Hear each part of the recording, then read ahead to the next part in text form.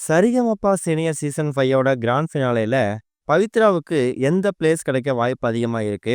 Top 3ல Pavithra ஓரளா வர்றதுக்கு வாய்ப்பு இருக்கா? அப்படிங்கிற மாதிரி எக்கச்சக்கமான விஷயங்கள தான் இந்த வீடியோ டீட்டெயிலா பார்க்க போறோம். இந்த சீசன் 5 பொறுத்தவரைக்கும் எக்கச்சக்கமான பெர்ஃபார்மன்ஸ குடுத்து ஒரு வாரமும் மக்கள்கிட்டயும், ஜட்ஜஸ் கிட்டயும் அப்ளாஸ் பண்ண போட்டியாளர்கள்ல பவித்ராவ நம்ம ஒரு கண்டஸ்டன்ட்டா கணக்குல எடுத்துக்கலாம். ஆனா, என்னதான் அவங்க பயங்கரமா பெர்ஃபார்மன்ஸ் பண்ணி இந்த சரிகமபா ஷோவோட சாதனா சர்கம்னு பேர் வாங்குனாலும், டிக்கெட் டு ஃபினாலேல அவங்களுக்கு வாய்ப்பு அப்படிங்கிறது ரொம்ப கம்மியா தான் இருந்திருக்கு. சுஷாந்திகா, ஸ்ரீஹரி, சபேசன், செந்தமிழன், ஷிவானி இந்த 5 நபர்களும் அவங்களோட அதிரடியான பெர்ஃபார்மன்ஸ குடுத்து, அது மூலியமா டிக்கெட் டு ஃபினாலே வாங்கி ஃபினாலே வந்துட்டாங்க. ஆனா, பவித்ராவ பொறுத்தவரைக்கும் வோட்டிங் சிஸ்டம் மக்களோட ஆதரவால தான் அவங்க ஃபினாலேக்கு வர முடிஞ்சது. இல்லன்னா கண்டிப்பா அவங்க ஃபினாலேக்கு வந்திருக்க மாட்டாங்க.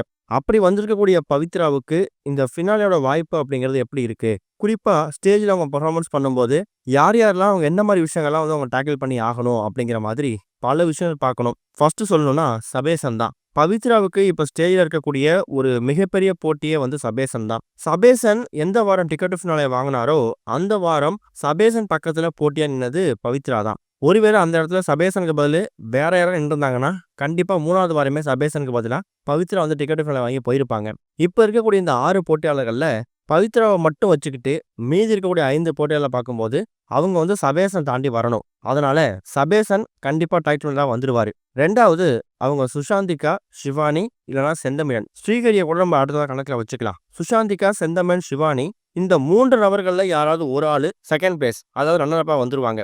அப்ப பவித்ராவுக்கு எந்த இடம் தான் கிடைக்கும் அப்படின்னு கேட்டீங்கன்னா, ஒருவேளை சுஷாந்திகா, செந்தமிழன், சபேசன் இந்த 3 நபர்கள்ல யாராவது 2 நபர்கள் வின்னராவும், ரன்னராவும் வந்துட்டாங்கன்னா, கண்டிப்பா பவித்ராவுக்கு செகண்ட் ரன்னர் அப் அதாவது 3வது இடம் தான் கிடைக்க வாய்ப்பு இருக்கு. இதுல முதல் இடத்துக்கு இவ்வளோ லட்சம் பரிசு, 2வது இடத்துக்கு இவ்வளோ லட்சம் பரிசு அதெல்லாம் தாண்டி முதல் இடத்த யாரு பிடிக்கிறாங்களோ அவங்களோட வாழ்க்கை தலைகீழா மாறப்போகுது. அப்படிதான் லிட்டில் சாம்பியன் சீசன் 4ஓட டைட்டில வின் பண்ணிக்கக்கூடிய திவினேஷும் இப்ப வேற லெவல் ஒரு கலக்கிட்டு இருக்காரு. இப்ப ஃபினாலேல மோதக்கூடிய 6 நபர்களும் நாங்க டாப் 3ல ஒரு ஆளா வந்துடணும். அட்லீஸ்ட் 2வது இடம் 3வது கிடைச்சிடணும் அப்படின்னு நினைக்க மாட்டாங்க. டைட்டில வின் பண்ணணும் அப்படிங்கிற முனைப்போட தான் பாடுவாங்க. பவித்ராவும் அந்த ஃபுல் எஃபோர்ட்ட போட்டு பிராக்டிஸ் பண்ணி தான் அவங்க ஃபினாலே மேடை ஏற போறாங்க.